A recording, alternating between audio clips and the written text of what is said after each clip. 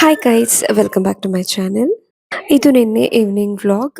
ನಿನ್ನೆ ರಾತ್ರಿ ಸ್ವಲ್ಪ ಡಿಫ್ರೆಂಟಾಗಿ ಏನಾದ್ರು ಸ್ಪೈಸಿಯಾಗಿ ತಿನ್ನಬೇಕು ಅಂತ ನಮ್ಮ ಹಸ್ಬೆಂಡ್ ಎಗ್ ತಂದಿದ್ರು. ಏನಾದರೂ ಒಂದು ಎಗ್ ಬುರ್ಜಿ ಥರ ಸ್ವಲ್ಪ ಗ್ರೇವಿ ಥರ ಮಾಡು. ಅದೇ ಬೇಳೆ ಸಾಂಬಾರು ಮತ್ತು ಅನ್ನ ತಿಂದು ತಿಂದು ಬೋರ್ ಆಗಿತ್ತು. ಮಧ್ಯಾಹ್ನ ಆ ಬೇಳೆ ಸಾಂಬಾರು ಅನ್ನ ತಿಂದಿದ್ವಿ. ಸೊ ನೈಟ್ ಸ್ವಲ್ಪ ಸ್ಪೈಸಿಯಾಗಿ ಏನಾದರೂ ತಿನ್ನೋಣ ಅಂದ್ಬಿಟ್ಟು ಮೊಟ್ಟೆ ಎಲ್ಲ ಬೇಯಕ್ಕೆ ಹಾಕಿದ್ರು ಅವರು. ಆಮೇಲೆ ನಾನು ಕಟ್ ಮಾಡಿಬಿಟ್ಟು ಮಸಾಲೆ ಎಲ್ಲ ರೆಡಿ ಮಾಡ್ಕೊಂಡೆ. ಸೇಮ್ ಗರಂ ಮಸಾಲ ಎಲ್ಲ ಪಲಾವಿಗೆ ನಾವು ಯಾವ್ದು ಹಾಕ್ತೀವಿ ಅಲ್ವಾ ಅದನ್ನೆಲ್ಲ ರೆಡಿ ಮಾಡ್ಕೋಬೇಕು. ಒಂದೆರಡು ಈರುಳ್ಳಿ, ಒಂದು ಟೊಮ್ಯಾಟೊ, ಒಂದು ಮಾಮೂಲಿ ಒಂದು 10 ಎಸ್ಲು ಕರಿಬೇವಿನ ಎಲೆ ಎಲ್ಲವುದು ರೆಡಿ ಮಾಡಿಕೊಂಡೆ. ಒಗ್ಗರಣೆಗೆ ಒಂದು 3 ಟೇಬಲ್ ಸ್ಪೂನ್ ಎಣ್ಣೆ ಮತ್ತು ಒಂದು 1/4 ಟೇಬಲ್ ಸ್ಪೂನ್ ಸಾಸಿವೆ ಮತ್ತು ಪಲಾವ್ ಮಸಾಲೆಗೆ ನೀವೇನೇನು ಹಾಕ್ತೀರಾ ಅಲ್ವಾ, ಚಕ್ಕೆ, ಏಲಕ್ಕಿ, ಲವಂಗ, ಪಲಾವ್ ಎಲೆ ಅದನ್ನೆಲ್ಲ ಹಾಕ್ಕೋಬೇಕು. ಒಂದು ಸ್ವಲ್ಪ ಪೆಪ್ಪರ್ ಇದನ್ನು ಹಾಕ್ಕೊಂಡು ಸ್ವಲ್ಪ ಫ್ರೈ ಮಾಡ್ಕೊಬಿಟ್ಟು ಒಂದು 2ರಿಂದ 3 ಮೀಡಿಯಮ್ ಸೈಜ್ ಈರುಳ್ಳಿನ ಹೆಚ್ಕೊಂಡು ಒಂದು ಗೋಲ್ಡನ್ ಬ್ರೌನ್ ಕಲರ್ ಬರೋವರೆಗೂ ಸ್ವಲ್ಪ ಉಪ್ಪು ಹಾಕ್ಬಿಟ್ಟು ಬಾಡಿಸ್ಕೋಬೇಕು, ಫ್ರೈ ಮಾಡ್ಕೋಬೇಕು. ಅದಾದಮೇಲೆ 1 ಟೇಬಲ್ ಸ್ಪೂನಷ್ಟು ಶುಂಠಿ ಬೆಳ್ಳುಳ್ಳಿ ಪೇಸ್ಟ್ ಹಾಕಿ ಒಂದು ಸ್ವಲ್ಪ ಫ್ರೈ ಮಾಡಬೇಕು.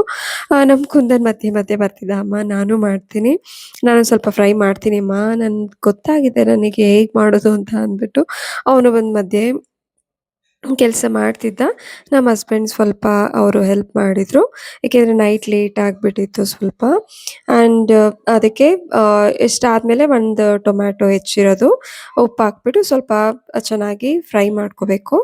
ಅದಾದಮೇಲೆ 1 ಟೇಬಲ್ ಸ್ಪೂನ್ ಖಾರದ ಪುಡಿ ಮತ್ತು 1 ಟೇಬಲ್ ಸ್ಪೂನ್ ಧನಿಯಾ ಪೌಡರ್ ಹಾಕ್ಬಿಟ್ಟು ಮತ್ತೆ ಸ್ವಲ್ಪ ಫ್ರೈ ಮಾಡ್ಕೋಬೇಕು. ಆ್ಯಂಡ್ ಹೇಗಿದೆ ಬಂದು ಟೇಸ್ಟ್ ಮಾಡಿ, ಈ ಕಡೆ ನೋಡಿ ಹೇಳಪ್ಪ, ಹೇಗಿದೆ ಬಂದು ಟೇಸ್ಟ್ ಮಾಡಿ.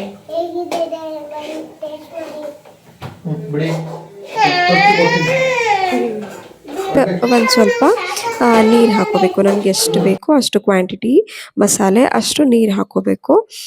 ನೀರು ಎಲ್ಲ ಸ್ವಲ್ಪ ಚೆನ್ನಾಗಿ ಮಸಾಲೆ ಎಲ್ಲ ಮಿಕ್ಸ್ ಆಗಿ ಚೆನ್ನಾಗಿ ಮಳ್ಳಿದ ಮೇಲೆ ಅದಕ್ಕೆ ಲಾಸ್ಟಿಗೆ ಮೊಟ್ಟೆ ಏನು ನಾವು ಕಟ್ ಮಾಡ್ಕೊಂಡಿರ್ತೀವಿ ಅದು ಹಾಕಿದರೆ ಎಗ್ ಬುರ್ಜಿ ರೆಡಿ ಆಗುತ್ತೆ. ಎಗ್ ಮಸಾಲೆ ಫ್ರೈ ತುಂಬಾ ಟೇಸ್ಟಿಯಾಗಿತ್ತು. ಆ್ಯಂಡ್ ನಾವು ಹೊರಗಡೆಯಿಂದ ಗರಂ ಮಸಾಲ ಎಲ್ಲ ತರ್ತೀವಿ ಅಲ್ವಾ, ಹೊರಗಡೆ ಗರಂ ಮಸಾಲ ಯೂಸ್ ಮಾಡೋದಕ್ಕಿಂತ ಈ ರೀತಿಯೇ ಮನೇಲಿ ನಾವು ಗರಂ ಮಸಾಲ ಇದನ್ನೆಲ್ಲ ಮಿಕ್ಸ್ ಮಾಡಿ ಇಟ್ಕೋಬೋದು.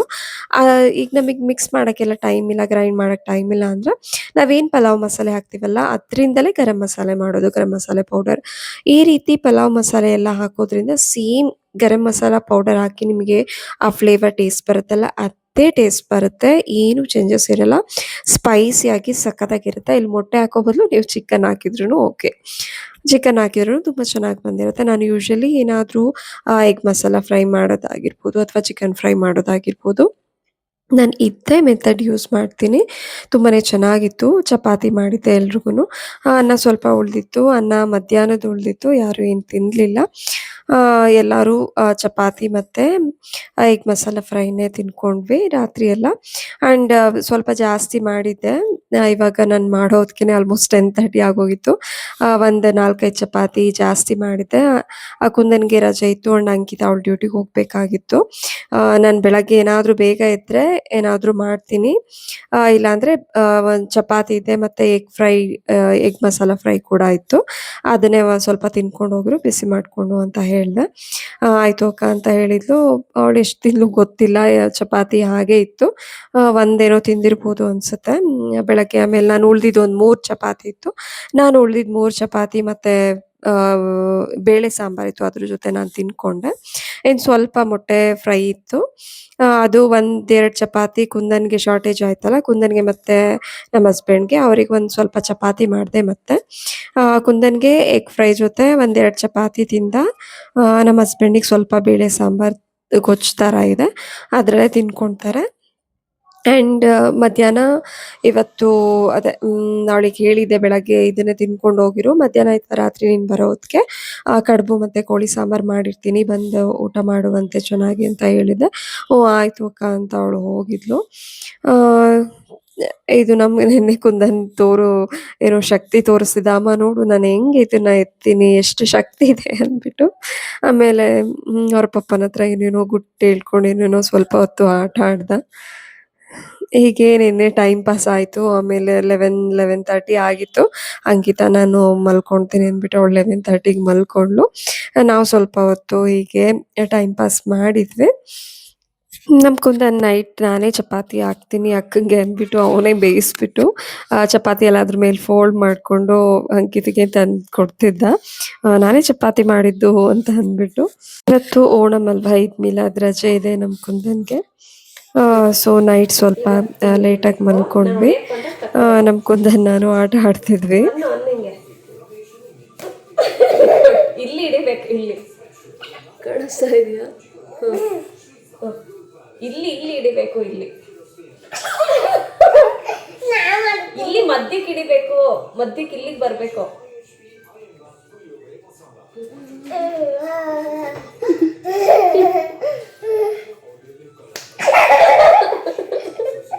ಈ ಕಡೆ ಕೂತ್ಕೋ, ಈ ಕಡೆ ಕೂತ್ಕೋ, ಮುಂದಕ್ಕೆ ಬಾ, ಕಾಣಿಸಲ್ಲ ಆಮೇಲೆ.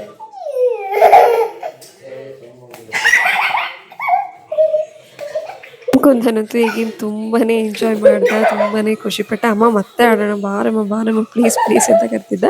ಇದು ನಾವು ಚಿಕ್ಕವರಿದ್ದಾಗ ಆಟ ಆಡ್ತಿದ್ವಿ ಅಲ್ವಾ, ತುಪ್ಪ ಕಾಯಿಸ್ತೀವಿ, ನಿನ್ನ ಕೈ ಹಿಡಿ ಅಂದ್ಬಿಟ್ಟು ಈ ರೀತಿ ಒಂದು ಗೇಮ್ ಇತ್ತು. ನಾವು ಚಿಕ್ಕ ಮಕ್ಕಳಿದ್ದಾಗ ಯೂಶಲಿ ಇದನ್ನ ಆಟ ಆಡ್ತಿದ್ವಿ ಆ್ಯಂಡ್ ಜೋರಾಗಿ ಹೊಡೆದ್ಬಿಡ್ತಿದ್ವಿ ನಾವು. ನಮ್ಮ ಕುಂದನಂತೂ ಸಖತ್ ಎಂಜಾಯ್ ಮಾಡ್ದ ರಾತ್ರಿ ಅಂತೂ. ಇಂತಿಂಥ ಗೇಮ್, ಸ್ಮಾಲ್ ಗೇಮ್ ಏನೇನು ನಾವು ಚಿಕ್ಕವರಿದ್ದಾಗ ಆಟ ಆಡ್ತೀವಿ ಅದನ್ನೆಲ್ಲ ನಮ್ಮ ಮಕ್ಕಳಿಗೆ ಆಟ ಆಡಿಸಿ ಆ್ಯಂಡ್ ಅವ್ರ ಜೊತೆ ಟೈಮ್ ಸ್ಪೆಂಡ್ ಮಾಡ್ಬೇಕು. ಆ್ಯಕ್ಚುಲಿ ಆಗ ಏನಾಗುತ್ತೆ, mobile T V almost avoid ಆಗುತ್ತೆ. ಈ ರೀತಿ ಅವ್ರ ಜೊತೆ ನಾವು ಗೇಮ್ಗೆ ಯಾವುದಾದ್ರೂ ಒಂದು ಚಿಕ್ಕ ಗೇಮಲ್ಲಿ ಇನ್ವಾಲ್ವ್ ಆಗಿ ನಾವು ಆಟ ಆಡೋದ್ರಿಂದ ಅವ್ರಿಗೆ ಬೇಜಾರು ಕೂಡ ಕಳೆಯುತ್ತೆ. ಮೊಬೈಲ್ ಮತ್ತು ಟಿ ವಿ ಅವ್ರು ಯಾವುದೇ ಕಾರಣಕ್ಕೂ ಇಷ್ಟಪಡಲ್ಲ. ನಾವೇನು ಮಾಡ್ತೀವಿ, ನಮ್ಮ ಕೆಲಸದಲ್ಲೇ ನಾವು ತುಂಬ ಬ್ಯುಸಿ ಇರ್ತೀವಿ.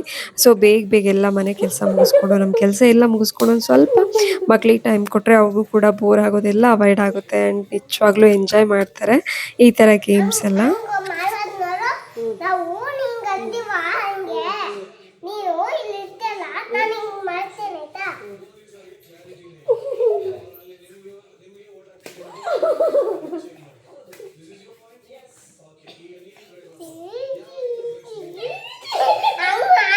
ಹಂಗೆ ಮಾಡಬೇಕು, ನೀನು ಅದನ್ನೆಲ್ಲ ಕ್ಯಾಚ್ ಮಾಡಬೇಕು, ಹಿಂಗೆ ಬಿಟ್ಬಿಡ್ಬೇಕು ಆಟ ಆಡೋ ಅಂತ. ಈಗ ನಾನು ಇಲ್ಲಿ ಇಡಬೇಕು.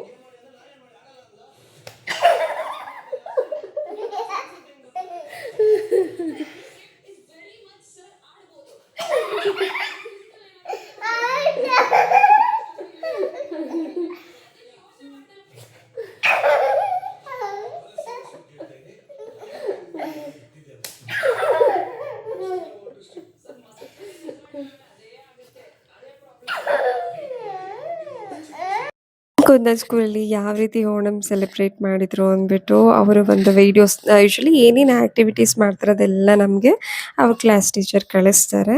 ಸೊ ಒಂದು ಓಣಂ ಸೆಲೆಬ್ರೇಟ್ ಮಾಡಿದ್ರು ಅವ್ರ ಸ್ಕೂಲಲ್ಲಿ, ಯಾವ ರೀತಿ ಮಾಡಿದ್ರು ಅಂತ ನಮಗೆ ಒಂದು ವೀಡಿಯೋಸ್ ಸೆಂಡ್ ಮಾಡಿದ್ರು. ಅದನ್ನೇ ನಾನು ಪ್ಲೇ ಮಾಡಿದ್ದೀನಿ ಇಲ್ಲಿ.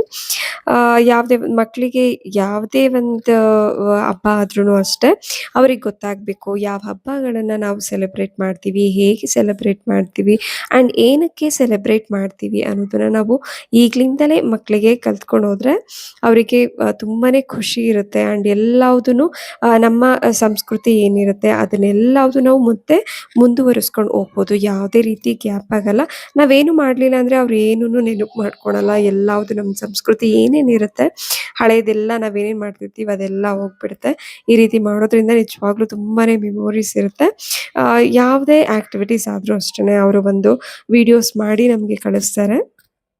ಎಲ್ಲರೂ ಅಷ್ಟೇ ನೋಡ್ತೀವಿ. ನೋಡಿ ಎಷ್ಟು ಚೆನ್ನಾಗಿ ಆ ಹೂವಿಂದ ರಂಗೋಲಿ ಡಿಸೈನ್ಸ್ ಹಾಕಿದ್ದಾರೆ, ನಿಜವಾಗ್ಲೂ ಸಕ್ಕತ್ತಾಗಿತ್ತು. ಫೋಟೋಸ್ ಕೂಡ ಕಳಿಸಿದ್ರು ಈದ್ ಮಿಲಾದ್ ಮತ್ತು ಓಣಂದು.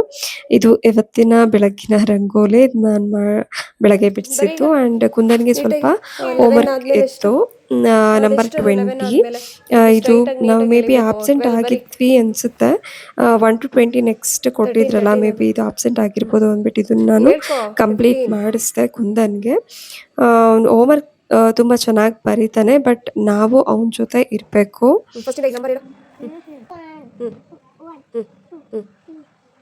ಜೋರಾಗಿರ್ಬೇಕು. 5, 6, 7, 8, 9, ಏನು ಬರಿಬೇಡ ಅದ್ರೊಳಗಡೆ ಮ್ಯಾಮ್ 11 ಜೋರಾಗಿ 11 ಜೋರಾಗಿ 15 ಆದ್ಮೇಲೆ 16 20 ವೆರಿ ಗುಡ್ ಬರೀಗ ಇಲ್ಲಿ ಫಸ್ಟ್ ಬರಿಬೇಕು ನೋಡಿ ಸುಮ್ಮನೆ ಏನೇನೋ ಮಾಡ್ತಿದ್ಯಾ ಹೋಮ್‌ವರ್ಕ್ ಬರೆಯೋದು ಗೊತ್ತು. ಬರಿ ಅಂದ್ರೆ ತಕ್ಷಣ ಬರೆಯಲ್ಲ. ಅಮ್ಮ ಸಂಜೆ ಬರಿತೀನಿ, ಅಮ್ಮ ಪಪ್ಪ ಬಂದ್ಮೇಲೆ ಬರಿತೀನಿ, ಅಮ್ಮ ಊಟ ಮಾಡಿದ್ಮೇಲೆ ಬರಿತೀನಿ. ಈ ರೀತಿ 20 ನೆಪಗಳು ಬೇಗ ಹೇಳ್ತಿರ್ತಾನೆ. ಬೇಗ ಆಮೇಲೆ ಟೈಮ್ ಇಲ್ಲ ಜೋರ್ ಈಗ ಅದ್ರಲ್ಲಿ ಮಾಡಿದ್ಮೇಲೆ ಹೋಮ್‌ವರ್ಕ್ ಬೇಗ ಬರೆದ್ ಬಿಡ್ತಾನೆ ಅವನು. ಏನಾದ್ರೂ ಹೊರಗಡೆ ಆಟ ಆಡಕ್ಕೆ ಕಳಿಸ್ತೀನಿ ಅಂದ್ರೆ ಸಾಕು 2 ನಿಮಿಷಕ್ಕೆ ಹೋಮ್‌ವರ್ಕ್ ಪಟ್ ಅಂತ ಬರ್ದೆಲ್ಲ ರೆಡಿ ಮಾಡಿರ್ತಾನೆ. ಇವತ್ತು ಸ್ವಲ್ಪ ಹೋಮ್‌ವರ್ಕ್ ಕಂಪ್ಲೀಟ್ ಮಾಡಿದ್ದೀನಿ. ನಮ್ಮ ಹಸ್ಬೆಂಡಿಗೆ ಚಿಕನ್ ತರ್ತೀನಿ ಅಂತ ಅವ್ರ ಕಡೆ ಹೋದ್ರು. ಇದು ಇವತ್ತಿನ ವ್ಲಾಗ್ ಆಗಿತ್ತು. ಅಂಡ್ ನನ್ನ ಯೂಟ್ಯೂಬ್ ಚಾನಲ್‌ಗೆ ಯಾರೆಲ್ಲ ಸಬ್ಸ್ಕ್ರೈಬ್ ಆಗಿಲ್ಲ ಸಬ್ಸ್ಕ್ರೈಬ್ ಆಗಿ, ಲೈಕ್, ಕಮೆಂಟ್ ಅಂಡ್ ಶೇರ್ ಮಾಡಿ. ಮತ್ತೆ ನೆಕ್ಸ್ಟ್ ವಿಡಿಯೋದಲ್ಲಿ ಸಿಗೋಣ. Thank you.